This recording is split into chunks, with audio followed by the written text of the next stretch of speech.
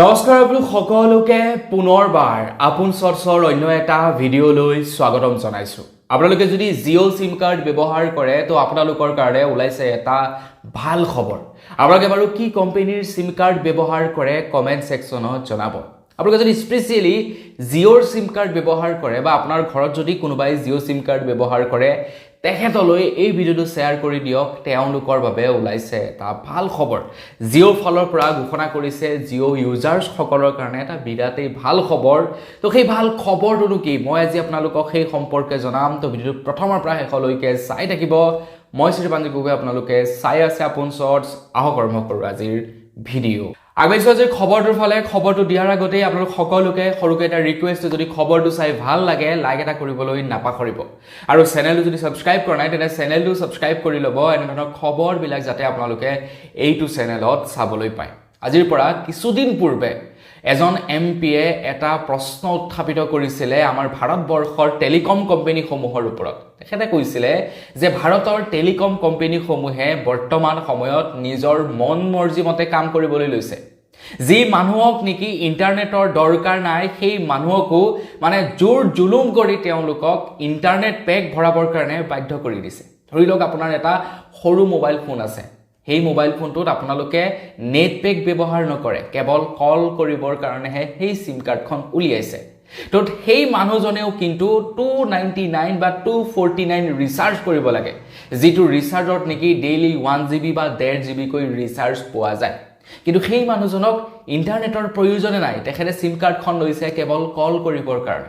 কিছুমান এনেকুৱাও মানুহ আছে যিবিলাক মানুহৰ হাতত 2-3খন সিম কাৰ্ড আছে। তেখেতে এটা সিম কাৰ্ডৰ নেট ব্যৱহাৰ কৰে আৰু ইটো সিম কাৰ্ড কেৱল জীৱিত ৰাখিবৰ কাৰণে ৰিচাৰ্জ কৰিব লগা হয়।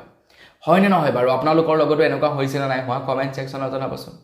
ৰাঘৱ চদ্দাই এই নিয়মটো সলাবৰ কাৰণে এটা দাবী উত্থাপন কৰিছিলে। তেখেতে কৈছিলে যে যিমানবিলাক টেলিকম কোম্পানী আছে, ভোডাফোন, আইডিয়া, এয়াৰটেল, জিঅ', তো এই টেলিকম কোম্পানীবিলাকৰ ওপৰত কিছু ৰুল ৰেগুলেশ্যন বনাব লাগে আৰু তেওঁলোকৰ ৰিচাৰ্জ প্লেনবিলাক সলনি কৰিব লাগে। আৰু তাৰ পাছতেই জিঅ'য়ে এতিয়া তেওঁলোকৰ ৰিচাৰ্জ প্লেন সলনি কৰিছে বুলি খবৰ ওলাই পৰিছে। জিঅ'য়ে 2টাকৈ ৰিচাৰ্জ প্লেন মুকলি কৰিছে।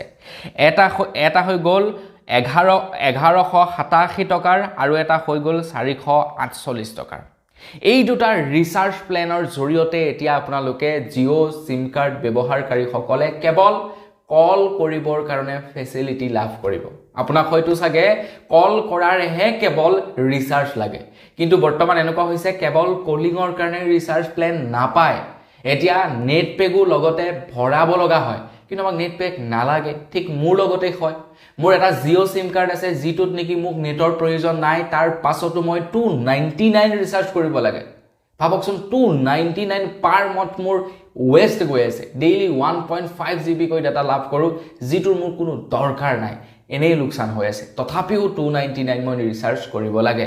তেনেকুৱা কোটিৰ ঘৰত মানুহ আছে যিবিলাক মানুহৰ নেকি ৰিচাৰ্জৰ দৰকাৰ নাই, তাৰ পাছতো তেওঁলোকে সিম কাৰ্ডখন জীৱিত ৰাখিবৰ কাৰণে ৰিচাৰ্জ কৰিব লাগে। এতিয়া জিঅ'য়ে বাৰু এটা সকাহ প্ৰদান কৰিছে জিঅ' ইউজাৰ্ছসকলক। জিঅ'য়ে যিটো নেকি 1187 টকাৰ ৰিচাৰ্জ প্লেন মুকলি কৰিছে, সেইটোত আপোনালোকে এবছৰৰ বৈধতা লাভ কৰিব। 365 দিন আপোনালোকে কথা পাতিব পাৰিব, অৰ্থাৎ আপোনালোকে এবছৰৰ ভেলিডিটি লাভ কৰিব অনলি কলিঙৰ। তাত কোনো ডাটা ব্যৱস্থা নাথাকে, কোনো নেটপেকৰ কথাই নাহে, কেৱল আপোনালোকে ফোন কৰিব পাৰিব 365 দিন, য'ত আপোনালোকে 3600 SMS লাভ কৰিব। ডেইলি 100 SMS নহয়, মাত্ৰ 3600 SMS লাভ কৰিব। আনলিমিটেড কলিং লগতে ফেচিলিটি থাকিব। আৰু এটা ৰিচাৰ্জ প্লেন মুকলি কৰিছে যিটোৰ দাম হৈছে 448 টকা। ইয়াত আপোনালোকে 84 ডেইজৰ ভেলিডিটি লাভ কৰিব আপোনালোকে আনলিমিটেড কলিং আৰু 1000টা মেছেজ। 448 টকা। বাকীবিলাক ৰিচাৰ্জ প্লেনলৈ যদি চাবলৈ যাওঁ, এই ৰিচাৰ্জ প্লেন কেইটাত যথেষ্ট আপোনালোকে ফেচিলিটি লাভ কৰিব। যিটো নেকি 1187 টকাৰ প্লেন মুকলি কৰিছে, সেইটোত আপোনালোকে পাৰ মান্থ চাবলৈ গ'লে 100 টকামান খৰচা হ'ব। 100 টকাও খৰচা নহয়, পাৰ মান্থ আপোনালোকে প্ৰায় 99 মান টকাত আনলিমিটেড কলিং লাভ কৰিব। এনেকুৱা ৰিচাৰ্জবিলাকৰহে দৰকাৰ, হয়নে নহয়? কমেন্ট সেকশনত জনাবচোন আপোনালোকে। আমাক বেকাৰ এনেই 299 249 এই ৰিচাৰ্জৰ দৰকাৰেই নাই আমাক।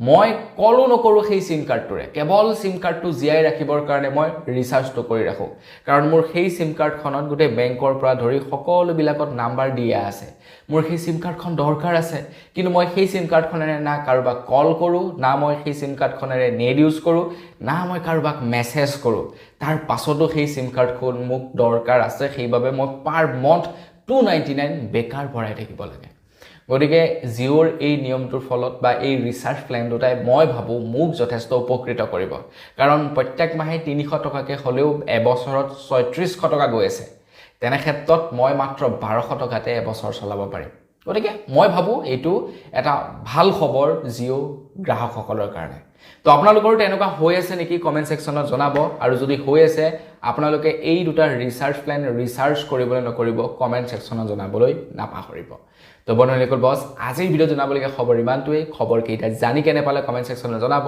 পুনৰ এবাৰ লগ পোৱাৰ কাৰণে ভিডিও আমাক কিছু ধন্যবাদ জয়